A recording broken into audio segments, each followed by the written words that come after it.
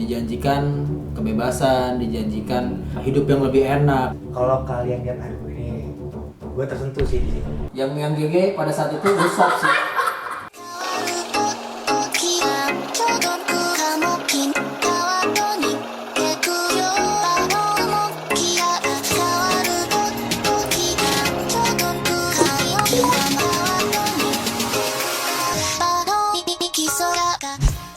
Lima momen sedih. Kru Topi Jerami versi anime-kane. Oke. Nah, akhirnya kita bahas lagi One Piece, Pak. Setelah sekian lama. Setelah sekian lama dari Blue Lock lah masuk ke Boruto dan sebagainya, kita bahas lagi One Piece. Setelah kita sudah berganti style. Wadah, gara-gara apa? Nggak mampu bayar. Bukan. Diusir. Berkembang. Jadi Ada lighting kuning, ada lighting biru. Iya. Bisa wah. Jadi emang ini menurut kita tempat yang lebih cocok untuk menaruh lighting lah. Iya. Di sana lebih sempit. Lebih sempit lah ya. Oke, jadi kita hari ini mau bahas One Piece lagi, tapi kita akan bahas momen-momen di One Piece, terutama momen sedih. Sebelumnya kita disclaimer dulu nih. Disclaimer dulu. Banyak banget momen-momen sedih di One Piece. Ketika kita lihat, wah banyak banget nih, belasan mungkin puluhan. Iya. Dan kita pilih yang menurut kita versi anime-kane yang bisa kita angkat nih. Betul. Yang paling relate lah. Kita akan bahas 5 aja nih momen sedih yang ada di One Piece. Betul. Dan ini khusus kru Topi Jerami ya. Oke. Jadi kita next video kita akan bahas banyak momen-momen lain. Bisa momen tragis, bisa momen Senang, momen lucu. Betul, kita akan banyak bahas, tapi hari ini kita akan bahas momen sedih. Oke. Oke, kita mulai aja dari rank nomor 5. Rank nomor 5. Jadi dari 5 ke 1 nih. 1 paling bagus berarti ya, paling sedih nih. Menurut kita. Menurut kita. Menurut versi anime. Jadi dari 1 2 3 sampai 5. Berarti ini dari yang paling low-nya dulu nih ya. Oke. Paling low dulu. Jadi menurut kita di antara semua banyak momen sedih dari kru Topi Jerami, kita pilih yang pertama, yang Nomor 5. nomor 5 adalah Brook yang seorang diri di dalam kapal. Oke. Jadi kita harusnya udah saling tahu itu kisahnya kayak gimana ya. Brook itu ditinggal mati sama awak kapal lainnya. Kapal lainnya di mana dia sendirian di dalam sebuah kapal selama bertahun-tahun sebelum akhirnya ketemu Luffy kan. Betul. Tapi sebelum itu dia harus tinggal sendiri karena teman-temannya udah pada mati. Yang paling memorable buat gua tuh adalah ketika mereka semua main alat musik cuy. Iya. Mereka main alat musik, si Brook megang piano, ada yang main bass, ada yang main gitar, ada yang nyanyi. Yang main gitar mati satu persatu, yang main trompet, yang nyanyi dan sebagainya mereka mati satu persatu dan sisa seorang Brook lah. Hingga akhirnya seperti itu. Mereka itu ternyata terkena poison ya. Terkena racun karena mereka bertarung sama musuh yang dilapisi sama racun, terus akhirnya ya udah sisa waktu mereka tinggal dikit, mereka mempersiapkan diri untuk kalau nggak salah mau merekam momen-momen mereka bernyanyi bersama untuk dikasih ke Labun. Iya. Dan waktu saat mereka bernyanyi itu ya satu persatu mati. Iya, Brook yang terakhir mati. Nomor 4-nya menurut gua adalah kejadian Nami di Orange Village. Itu gua menurut gua sih cukup sedih karena Nami itu dibohongin sama Arlong. Dijanjikan kebebasan, dijanjikan hidup yang lebih enak, padahal pada kenyataannya jadi kaki tangannya Arlong ya. Iya, dia udah siapin banyak uang segala macem untuk nebus desanya, tapi dibohongin. Nyatanya malah dirampok sama Arlong. Momen yang paling sedih itu adalah pas si Nami itu nggak berani minta tolong sama Luffy. Karena dia merasa beban itu harus ditanggung sama dia sendiri sepenuhnya. Dia bahkan nggak cerita ke orang-orang desa yang ternyata emang orang desa itu juga tahu ya kan. Iya. Secara diam-diam mereka tahu gitu pengorbanan Nami. Terus akhirnya ada satu momen Nami terpaksa kayak karena udah saking gak kuatnya dia nusuk tatonya Arlong pakai pisau. kayak fuck Arlong gitu, ditusuk-tusuk. Terus si Luffy merasa iba, Betul. akhirnya bertanya apa nih yang bisa gue bantu lah istilahnya gitu kan. Iya. Dan akhirnya dari Luffy-nya sendiri juga gue rasa emang pengen nyerang Arlong sih. Cuma dia gue rasa ya kayaknya pengen minta pengakuannya ini dari si Nami. Lu beneran butuh nggak nih? Ketika dia bilang yes, dia langsung jalan gitu kan. Itu sama kayak kejadian mereka mau nyelamatin Robin. Waktu pas di Enies Lobby. Di Enies Lobby. Dia mau denger dulu si Robin ini mau nggak diselamatin. Sampai kan akhirnya ada momen yang sedih juga tuh. Kayak Robin akhirnya teriak, I want to live gitu. Ya, pada akhirnya seluruh kru topi jerami yang di atas atap tuh. Di atas atap semuanya sepakat buat nolong Robin. Yang GG pada saat itu shock sih. Nembak bendera. Harusnya bendera partai. Jadi gitu. Jadi emang Luffy butuh pengakuan dari Nami. Nah, sampai akhirnya Nami itu menangis meminta pertolongan ke Tasukete gitu. Terus Luffy ngasih Topinya ke Nami. langsung. Itu kalau di awal-awal kalian nonton ya, itu tuh Luffy nggak mau sama sekali topinya dipegang sama siapapun. Dipegang aja, disentuh aja nggak boleh gitu loh. Karena dia menghargai itu pemberian dari si Shanks. Tapi di momen itu Luffy berani ngasih topi jeraminya secara langsung kepada Nami. Gue mau ngomong sesuatu. Apa tuh? Percakapan Luffy ke Nami. Heeh. Atari Maedaro. Wadah. Sudah cukup wibu ya Pak Dewa. Dapuh gitu. Keren banget. Oke. Itu momen yang kayak si Nami sampai nangis keluarin air mata. Terus kayak akhirnya ada momen cool di situ kan. Waktu mereka berempat tuh Luffy, Sanji, Zoro sama Usopp jalan. Itu keren banget. Oke, sekarang kita bahas yang nomor 3-nya nih. Betul. Nomor 3-nya itu adalah Sanji dengan Jeff. Oke. Jadi ini tetap masuk ke arc si Sanji. Ya. Jadi ketika pada saat itu Sanji sedang kelaparan dan dia berdua dengan Jeff di sebuah pulau, dan hingga akhirnya si Sanji ini menghargai makanan banget ya istilahnya tuh, karena betul. mereka hampir mati karena kelaparan gitu kan. Ya, dan ini kita terinspirasi dari komen salah satu subbreaker kita. Di video kita yang Sanji versus Zoro versus Jinbe. Ya. Ini kita bisa lihat dia adalah Darmin Chandra. Terima kasih Darmin Chandra buat komentarnya. Buat teman-teman yang lain kalau misalnya pengen komentar juga atau pengen ngasih masukan buat Anime Kane, nggak apa-apa, masukin ya. Barangkali bisa kita angkat lagi ceritanya. Betul.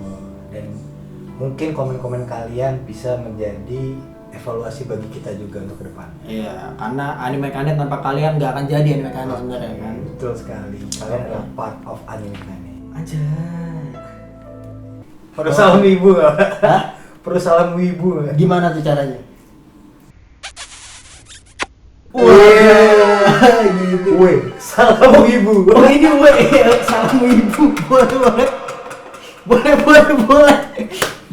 Jangan ketawa dulu Pak. Oke. Momen sedih. Oke, maaf. Momen sedih. Guys, ini momen sedih Momen tapi sedih. jerami. Kita harus respect, guys. Momen sedih Pak. Nggak boleh.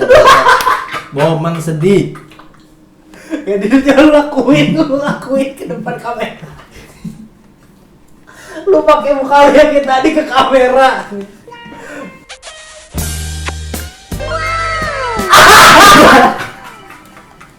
Salam wibu katanya Blay. Salam wibu. Oke. Back to the topic. Oke. Kita ngomongin Sanji sama si Jeff. Ya. Nah, Oke, jadi si Darmin Chandra ini dia ngebahas bedanya kalau di manga sama di anime. Dan itu emang kita udah sadari sejak lama. Mm-mm. Jadi perbedaannya itu cukup signifikan, di mana di anime itu mungkin akan lebih dibuat Lebih soft lah ya. Child friendly. Jadi semua orang bisa nonton anime. Untuk semua umur, di mana kaki Zeff ini kan hilang waktu dalam penyelamatan Sanji. Cuma kalau di anime itu ceritanya kakinya terlilit dari rantai jangkar. Iya. Jadi Zeff itu kakinya terlilit jangkar. Yang di anime ya. Jadi harus dia potong untuk menyelamatkan Sanji. Betul sekali. Nah, bedanya dengan yang di manga. Di manga itu dia untuk bertahan hidup. Karena dia itu kan punya stok makanan dan stok uang. Dia itu iba sama si Sanji kecil. Jadi stok makanannya itu dikasih semua ke Sanji kecil. Iya. Sehingga dia tidak punya stok makanan hingga akhirnya dia harus memotong kakinya sendiri untuk dimakan. Ya menurut gue sih ini cukup barbar sih untuk Yeah. dikasih lihat ke anak-anak ya. Makanya itu di anime ada perubahan nih supaya lebih mudah dicerna oleh anak-anak. Tapi yang kita tangkap adalah bagaimana si Sanji ini merasa sedih banget karena semua makanannya harus diberikan kepada dia ya. Iya. Dan satu kata-kata Zeff yang paling gue ingat adalah kita punya banyak uang tapi kita nggak mampu buat beli makanan karena nggak ada makanan di situ. Betul. Gitu loh, kalau misalnya kita pas masih kecil misalnya dibilang kalau makan nasinya nggak habis, terus nasi bisa nangis gitu. Ya. Kayak gitu-gitu, hal-hal yang membuat kita bersyukur karena kita bisa makan gitu. Ya, itu pun yang membentuk karakter Sanji sampai sekarang dia selalu menghargai yang namanya makanan.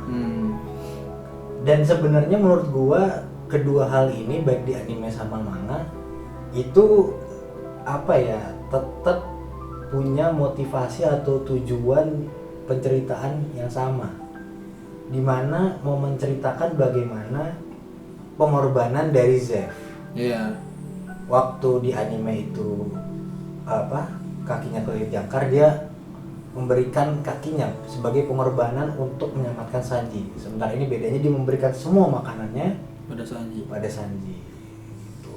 Dan ini yang memang membuat momen itu jadi lebih berasa di kita. Sebenarnya di anime juga dia memberikan semua makanan pada Sanji, cuma beda nggak ada adegan makan kaki doang. Iya benar. Iya, nggak ada adegan makan kaki doang. Benar. Oke. Jadi kita bisa next ke nomor 2. Nomor 2. Oke, nomor 2 kita ada apa nih, Pak? Oke, jadi di nomor 2 kita ada Going Merry. Insiden Going Merry ya. Insiden di mana Going Merry ini harus tenggelam misalnya karena masa pakainya sudah habis istilahnya gitu ya.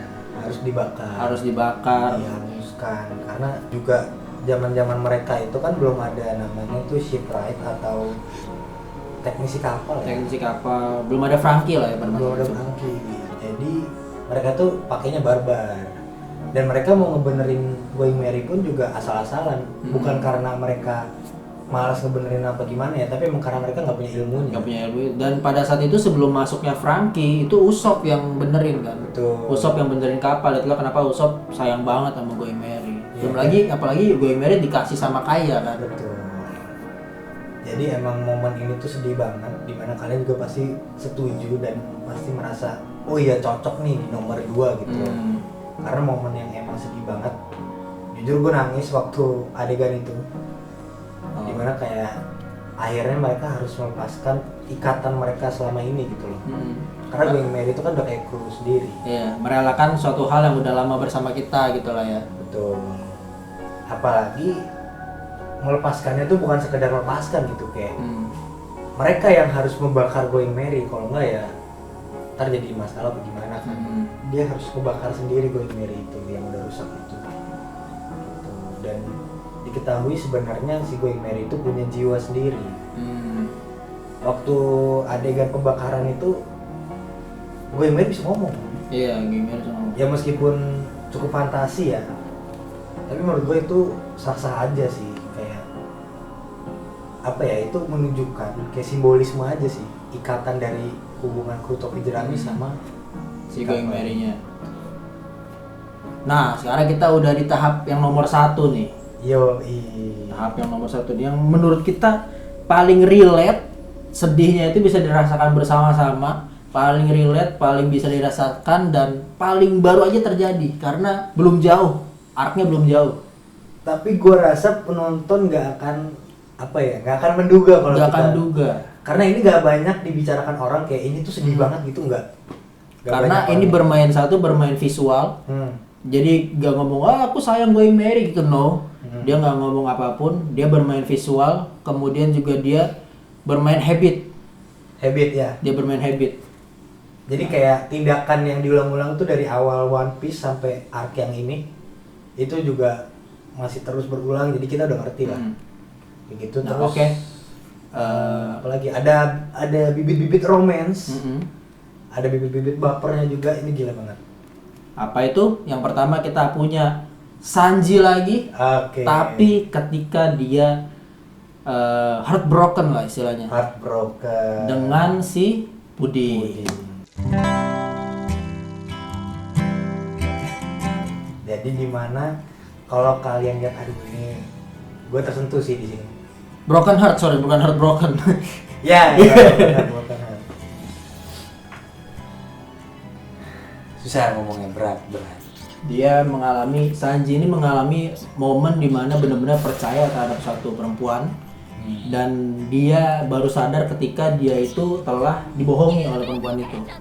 Karena ternyata itu adalah rencana skenario dari si Puding. Dan ketika Sanji ingin membawakan bunga, dia benar-benar sedih banget karena dia udah ibaratnya mencurahkan apa yang dia punya, ibaratnya lu udah ngeluarin semua yang lu bisa nih buat seorang pasangan lu, tapi ternyata itu ada skenario dari dia supaya lu masuk dengan jebakan dia. Oke, jadi buat kalian penonton, kalau misalnya emang udah nonton ataupun belum juga nggak apa-apa, kalian bayangin ini aja, bayangin cerita dari gua di mana lu itu semacam dipaksa untuk menikah, lu dijodohkan dengan orang yang lu gak kenal sebelumnya, lu gak pernah ketemu. Lu dijodohin sama orang yang lu belum pernah ketemu, lu pasti kayak menduga-duga apakah ini cewek bakal cocok sama gue secara personality, apakah sesuai dengan tipe gue secara looking, kita nggak tahu. Tapi ternyata pas ketemu si Sanji ini merasa secara looking cocok nih tipenya, gua banget nih. Secara personality itu juga kelihatannya anaknya baik, sayang orang tua gitu segala macem, kayak idaman banget lah. Ini kayak too good to be true buat si Sanji. Dan Sanji yang awalnya kayak terpaksa dijodohin, dia juga oke, gue harus nerima nih cewek karena nih cewek itu ya semacam flawless lah. Kayak nggak ada cacat gitu loh, kayak maksudnya baik banget.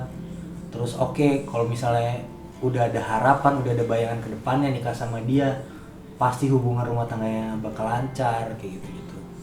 Dan ternyata justru si cewek ini yang malah kayak punya rencana jahat buat lu dan bahkan merendahkan lu banget nih di depan orang tuanya gitu. Dan Sanji denger ini secara diam-diam sebenarnya. Dia mau ngasih bunga kan. Dia mau nunjukin rasa sayangnya ke si Puding. Nggak taunya dia denger si Puding ini ngata-ngatain dia, ngejelek-jelekin dia di belakang dia. Bahwa ibaratnya dia seneng banget nih rencananya telah berhasil, apa yang dilakukan itu berhasil, tapi ketika itu terdengar oleh Sanji yang pengen bawain bunga sama bekal makan ya nggak salah. Bekal makan, dia sedih banget. Nah di situ ada satu momen yang bikin tambah sedih lagi, yaitu dia ingin merokok. Dia ingin merokok dan koreknya itu nggak bisa nyala. Itu ibaratnya kalau yang bukan perokok mungkin nggak tahu kenapa sih dia harus ngerokok dan korek nggak bisa nyala, aku bisa sedih gitu. Karena rokok itu ketika lu isap lu kan melepaskan hormon-hormon ya, hormon-hormon ketenangan, dimana momennya lu harus tenang tapi lu nggak bisa tenang di situ. Betul. Karena apinya nggak bisa nyala dan di situ ditambah lagi momennya hujan lagi. Iya, itu kalau secara visual hujan itu emang melambangkan situasi-situasi yang sedih gitu, situasi-situasi yang galau gitu. Jadi menurut gue ini cocok banget. Sanji lagi di luar kehujanan dan dia mau nyalain rokok waktu dia butuh ketenangan, dengan habit dia kan, itu habit dia tuh. Bahkan kalau kita perokok pun juga pasti ngerti lah kayak kalau lagi ada masalah ngerokok kayak gitu-gitu. Itu visualnya gila banget. Kayak kalau kalian dengerin sound effect-nya itu lebih gila lagi, kayak cek cek cek cek.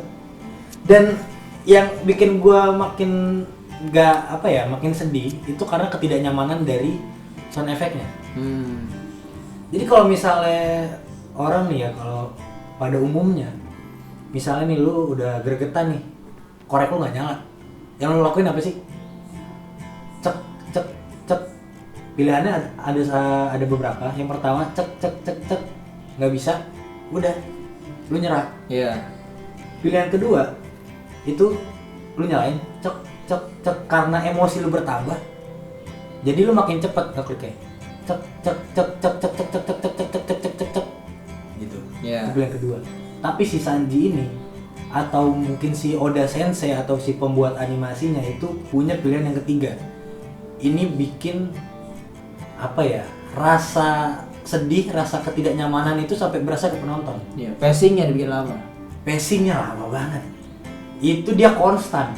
Jadi cek cek cek cek cek, nggak makin cepat, nggak makin lambat, tapi konstan cek cek, dan itu lama banget. Jadi kita bisa lihat perlahan air mata Sanji turun segala macem, kehujanan itu gila banget sih. Pada adegan itu ya. Itu masterpiece banget, adegan sedih, dan dimana itu pun kejadiannya juga malam. Malam itu identik dengan biru, dan biru itu identik dengan kesedihan juga.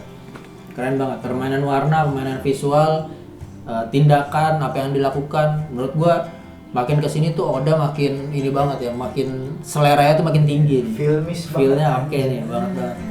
Segitu aja menurut kita. Itu aja tadi 5 momen tersedih di One Piece versi tim kru topi jerami. Oke.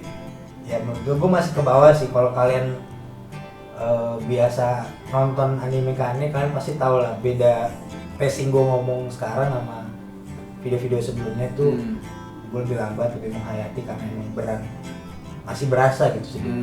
Tapi secara keseluruhan memang sedih ya, momen-momen 5 momen ini momen sedih, terutama momen paling pertama tadi ya, karena ini yang paling memorable banget. Jadi 5 momen ini memang adalah momen yang sedih banget dan tentunya memorable juga nih buat kita. Nah, buat kalian gimana nih kalau misalnya ada momen-momen lagi di kru topi jerami yang bikin sedih, kalian boleh komen di bawah. Oke, itu aja dari Anime Kane. Ya, sama gue mau nambahin dikit. Apa tuh? Masih berhubungan dengan yang poin pertama. Kalau kalian masih belum ngerasain betapa sedihnya, kalian bisa nonton lagi ulang. Itu kalian nanti bisa compare sama pembahasan kita. Iya. Kalian bisa compare apakah ternyata enggak bang, ternyata biasa aja kok. Iya. Itu sah-sah aja. Kalian tulis di komen tuh boleh-boleh aja. Atau misalnya kalian bisa bilang, oh iya bang cocok kok. Atau misalnya, iya bang gue malah tambah sedih pas tahu. Kayak gitu-gitu sah banget. Kalian boleh banget tulis komen di bawah. Jangan lupa juga untuk like dan subscribe. Thank you semuanya dari Anime Kane. Azas. Azas.